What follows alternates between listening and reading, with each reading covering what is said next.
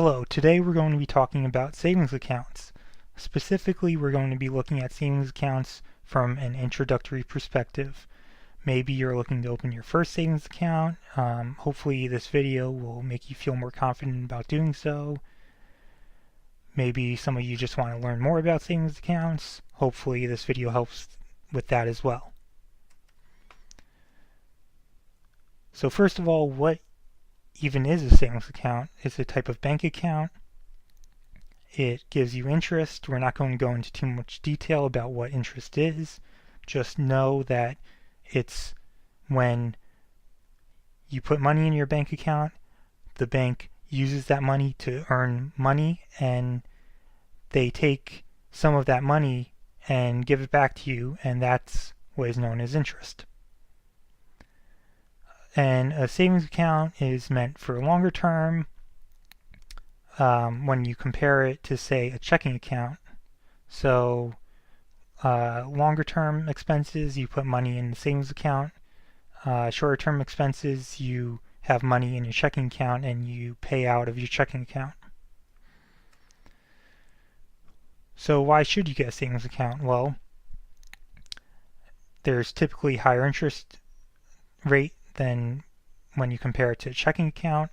So if you put in, say, $500 into a checking account and $500 into a savings account, and you let them grow over the same period of time, the interest typically means that you'll end up with a higher amount of money in the savings account than the checking account. Granted, it's not going to make a huge difference normally, but it is still something. So the other reason why you might use a savings account is to have some degree of separation there between your types of money. So you might have short-term expenses which you pay out of a checking account, and you might have these longer-term savings for any expenses that are in the future, any savings that are longer term than whatever you decide short-term means for you. So every month, say, you could transfer some money from savings into checking to meet those short-term expenses, and then everything else is earning the higher interest rate in the savings account. So now, if you want to go open a savings account, well, where do you do that? You could go to a local bank. I'm not going to name any names because that really depends on, well, what local means to you. Like, are you located in Florida or New York? The local banks are going to really depend on what state you're in or what county you're in. So then the next type of bank is a national bank. So think Bank of America, think Citibank, think Chase. It's going to be, you could use the same bank whether you're on one side of the country or another side of the country. So that's an advantage there, because if you move, you do not have to open a new bank with a new bank account with a new bank. You could just keep using the same national bank that you've been using. The next type of bank is an online bank. Think like Ally, think like Discover, think like Capital One. So it's a bank that has few or no physical branches.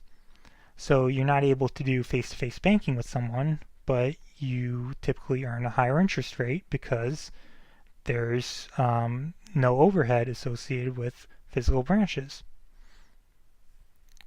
And finally, you have credit unions, which is different than banks, but we're not going to go into detail in this video about the difference here between banks and credit unions. Just know that it's another place you can open a savings account.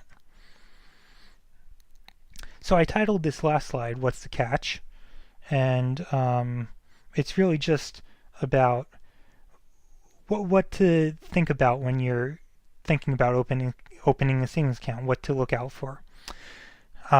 So you might look out for minimums. So is there a minimum deposit you have to make? So is there a certain amount of money you have to put in the savings account to initially open it? is there a certain amount of money you have to maintain in the savings account to avoid, say, fees.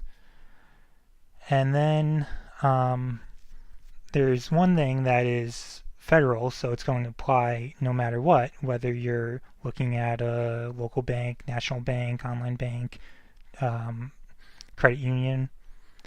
You have to avoid making more than 6 transfers out of a savings account per month via either check, debit card, or online banking. So now with the savings account, the main one that's going to apply there is the online banking. So you could avoid this limitation by going into the bank and doing a face-to-face transfer if you're dealing with anything other than an online bank. Yeah, and so that's it. I hope you enjoyed this video. Please subscribe and leave comments below. Comments about what you liked about the video, what you did not like about the video, future topics you'd like to see covered. Thanks.